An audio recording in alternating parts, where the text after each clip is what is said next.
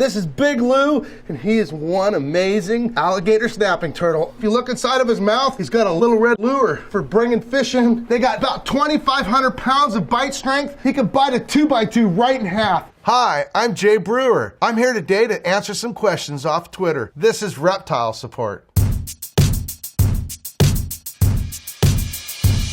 Okay, at Prenzer how does a chameleon change color? Well, that's kind of a technical question, but you know what? I'm gonna get some help with a chameleon. Okay, so we got Graco, and it's actually a panther chameleon.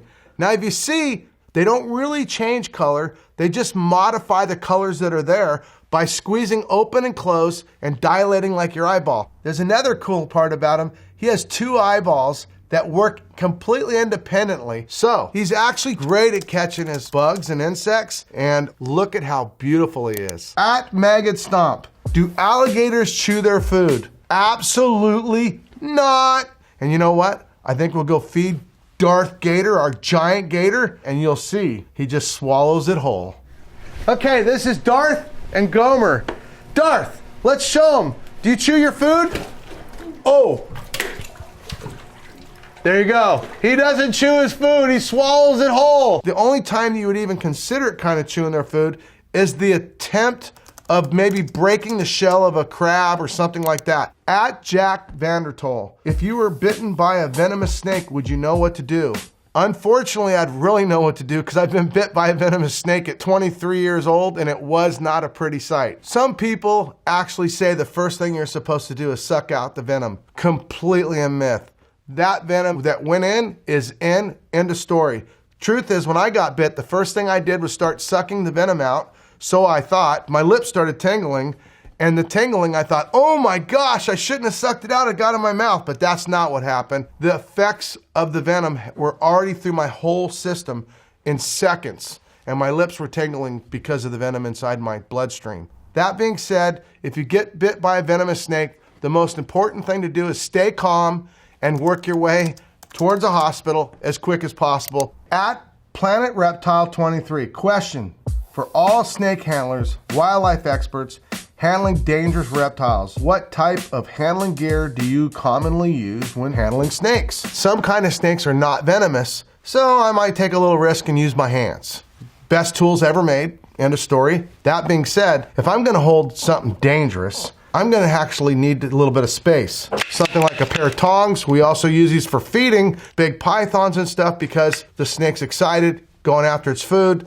Then the snake hook. Snake hook, what it actually is for is that when the venomous snake that you're holding drops his head in here, he's no longer can strike left or right. Then you got your tongs, and that can be used for a lot of different things, for handling tarantulas, scorpions, little venomous animals, and also for feeding small animals. It works really well. At James R. Us 42, without cheating, what venomous snake has the longest fangs in the world? Wow, that's the easy one. I think I should get out a giant gaboon viper and show you how amazing they are. This is a gaboon viper. Got the longest fang of any venomous snake in the world, and you could tell that from that big head, and actually has the most venom to dump at one time. Not to mention one of the fastest striking snakes. Even has a horn like a rhino viper. They're closely related. Both of them have this incredible pattern and color to hide in the forest floor in Africa. AAA1E2R3. Wow, that one I better go back to school for.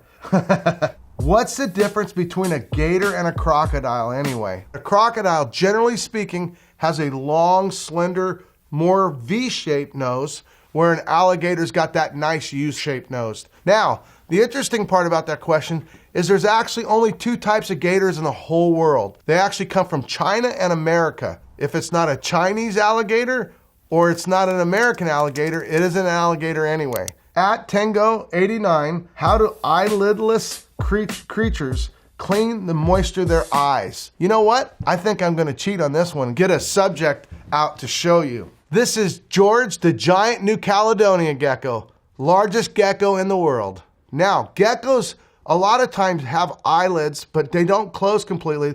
This one has no eyelids, and what it does is actually just lick their eye like a windshield wiper. Kind of wild. But then when you have a snake, for instance, it doesn't have eyelids either. It gets a brand new lens every time it sheds. Pretty amazing.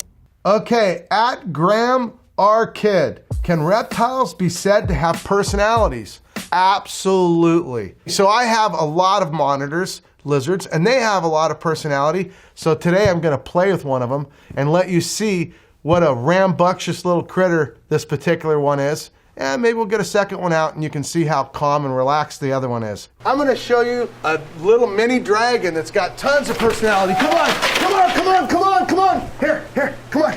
So we're gonna take him for a swim. Here we go, whoa, there we go. So you see, every animal's got a little bit different personality. This guy here is a pure swimming, hunting, wild creature. Oh, there you go. It's great exercise for our animals to interact with people, and this is one of the ways it's called enrichment, to make an animal love its life. I'm gonna show you a completely different personality. Come on, come on, come on. So he's pretty laid back, so much so that he won't chase it like that. Come on, his name is Fabio, and he's just a big sweetheart. He's like more relaxed, more chill. Here, come on, there you go. Gentle, relaxed, just a complete, whoa, what did you do? Vanishing chicken. The other guy, if I tried to do that, he'd have my hand. But all of them are very cool. Each one's a little bit different, kind of like you. At Una Mary, what if dragons exist in real life? Oh God. I'm gonna show you some footage of a giant dragon in Komodo Island. Look at this, guys. This is the most incredible time of my life. This is the peak right here. I don't know if it's gonna get better than this. The two biggest lizards in the island meet up at dinner time on the beach. Wow, look at him. They exist. Okay, at TNT Gal, why do cobras have hoods? Actually, it's to make them look big and scary. When they jump up, they triple their size, they start making a loud noise, and it's gonna scare off any animal that's gonna attack them. At Swagna, are iguanas dangerous? Can they bite? So the funny part is I think iguanas are the most underrated animal for being dangerous. Not only do they have razor sharp claws, they have an incredible bite because they have to bite through lettuce, leafy stuff, and get a clean cut. So unlike a snake that has really no bite except long teeth to hang on, these teeth are actually for cutting. I've seen some horrible bites from iguanas, but let me show you how beautiful they are. And to be fair, I've seen some amazing pet iguanas. I'm gonna show you one that we've had for many years. So this is actually Jolly Green. He's a rescue iguana because a lot of people don't realize iguanas can get big. And most people don't realize that they go in heat, kind of like a dog, except that when a male iguana goes into heat, they get very aggressive and they want to be dominant and they can bite you severely. That being said, they can be great animals, and Jolly Green is luckily relaxed, and he's about 25 years old. We've had him over 10 years. He's absolutely amazing, beautiful animal, and not your normal iguana. At Baralfi, Komodo dragon saliva kill the prey? Actually, no. They used to say that the saliva would eventually kill it from infection, but that's not true. It's not the bacteria. The actual truth is their saliva is venom. That is made to paralyze the animal, just long enough for the Komodo dragon to actually finish it off and eat it. At Janet S.K. Watson, how do you tell the difference between a python and a boa? Okay, so boas and pythons are both constrictors. They're both snakes. They're both reptiles, but boas have live birth and pythons lay eggs. And those are all the questions for today. Peace out.